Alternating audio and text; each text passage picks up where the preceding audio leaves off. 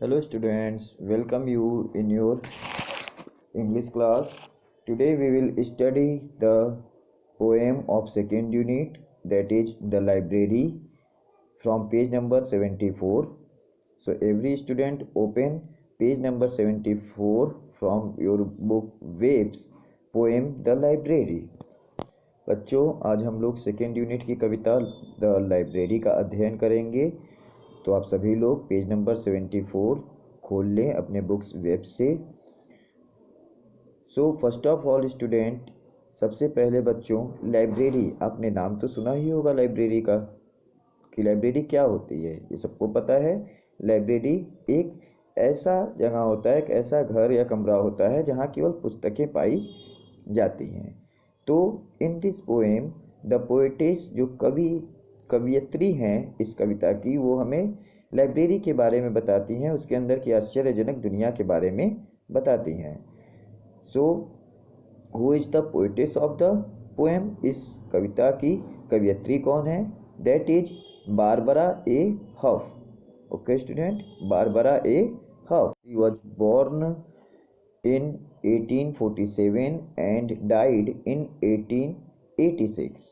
बच्चों, वो 1847 में पैदा हुई थी और 1886 में उनका देहावसान हो गया, यानी वो मृत्यु को प्राप्त हुई। So now come on the poem. अब हम कविता पे आते हैं। See the first stanza, this tells the structure of a building. पहला स्टैंजा आप लोग देखिए, यहाँ कवियत्री जो है एक बिल्डिंग की स्ट्रक्चर को बता रही हैं। क्या कह रही हैं? It look like any other building when you pass it on the street, made of stones and glass and marble, made of iron and concrete.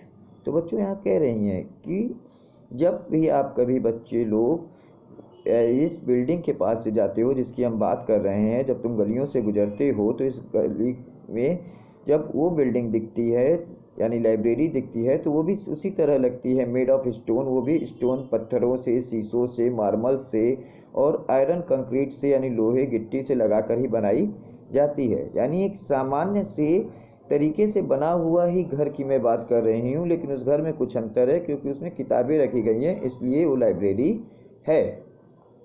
अब now see the second stanza. देखिए, इसमें आपको बता रही हैं कवित्री कि when you enter in the library what would happen with you and what can you find inside the library. कि जब आप लाइब्रेरी में जाते हो तो वहाँ आप क्या पा सकते हो, क्या देख सकते हो। ओके स्टूडेंट, तो यहाँ कवियत्री बता रही हैं about the world inside the building, यानी inside the library. Read it.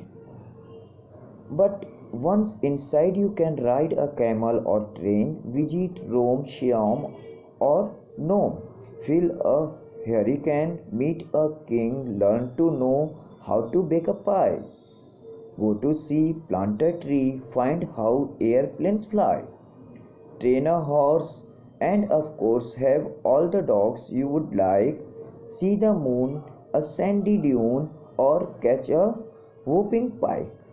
Okay student, तो देखिए यहाँ कह रही हैं, एक लिटरेरी वे में, साहित्यिक तरीके से कह रही हैं कि आप इस बिल्डिंग को देखते हो, but once inside you can ride, जब भी आप कभी राइड करते हो इस पे, अपने कैमल को ले जाते हो या ट्रेन को, मतलब कैमल या ट्रेन, या जब आप इसमें जाते हो, विजिट रोम, आप रोम का विजिट कर सकते हो, सियाम का विजिट कर सकते हो, नोम का विजिट कर सकते हो, यानी किसी भी जगह आप जा सकते हो। फील अ हरिकेन, एक तूफान, एक बवंडर महसूस कर सकते हो। Meet a king and learn to know, राजा से मिल सकते हो, किसी भी राजा से मिल सकते हो। लर्न टू नो, तुम जानना सीख सकते हो। हाउ टू बेक अ पाई, कैसे जो है विभिन्न खाद्य पदार्थ बनाए जाते हैं, यानी डिशेस बनाए जाते हैं। पाई एक ब्यूटीफुल और बहुत ही टेस्टी डिश होता है विदेशों में बनने वाला, तो कैसे पाई बना सकते हो वो आप सीख सकते हो वहाँ। Go to sea, plant a tree, find how airplanes fly, वहाँ समुद्र के किनारों तक पहुँच सकते हो, पेड़ लगा सकते हो, यानी पेड़ों तक पहुँच सकते हो, और ये भी पता लगा सकते हो कि कैसे एयरप्लेन फ्लाई करते हैं, यानी हवाई जहाज कौन से उड़ते हैं। Train a horse end of course have all the dogs you would like, वहाँ पे तुम घोड़े को कैसे ट्रेन करते हैं, घोड़ा कैसे चलाते हैं, ये भी सीख सकते हो।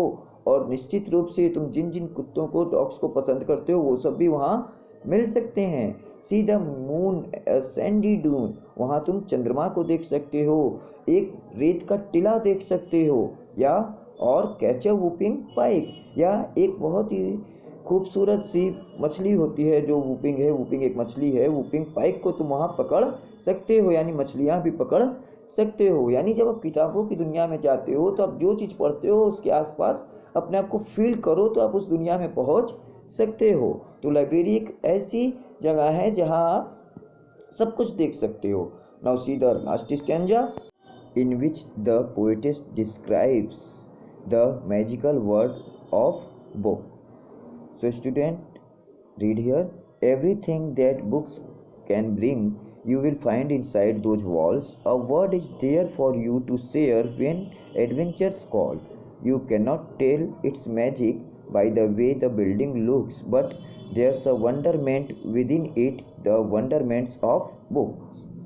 तो यहाँ देखिए कह रहे हैं कि आप उस बिल्डिंग में everything that book can bring you will find, आप उस बिल्डिंग में सब कुछ पा सकते हो जो कि किताबों में आप पढ़ते हो। तो किताबों की दुनिया में आप सब कुछ पा सकते हो।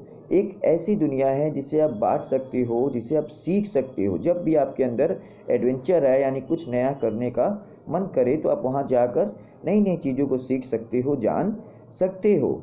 लेकिन आप ये नहीं बता सकते कि इस बिल्डिंग के पीछे क्या जादू है। तो इस बिल्डिंग में कोई जादू नहीं होता। There's a wonderment within it, जो जादू होता है, जो अजूबा होता है, आश्चर्य होता है, वो इसके अंदर होता है। And that is the wonderments of book. तो बच्चों, ये जो जादू है, ये अजूबा किसका है? ये किताबों का अजूबा है, किताबों का जादुई दुनिया है। So we can say that this poem is about the magical journey of the books. Okay student, now read the poem twice, understand the poem clearly with this video, and after that write the summary of the poem and send me scanned copy. Okay, that's all. Thank you.